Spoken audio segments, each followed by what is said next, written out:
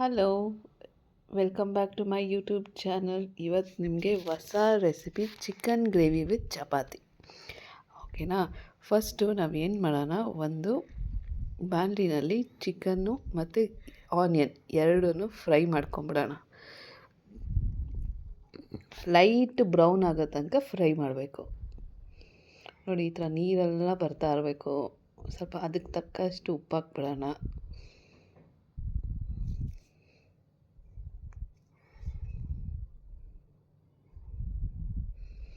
ಆಮೇಲೆ ಶುಂಠಿ ಬೆಳ್ಳುಳ್ಳಿ ಪೇಸ್ಟು,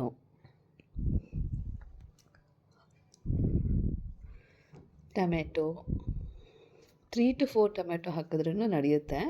ಬಟ್ ಇದು ಸ್ವಲ್ಪ ಗೊಜ್ಜು ಬರಬೇಕು, ಜಾಸ್ತಿ ಬೇಕು ಅಂದರೆ ಒನ್ 2 ಹಾಕ್ಕೊಬೋದು.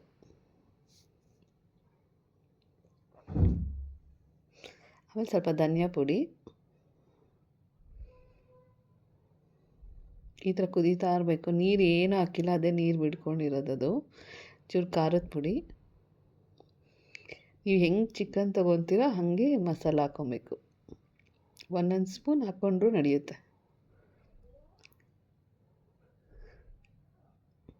ಚೂರು ಗರಂ ಮಸಾಲ.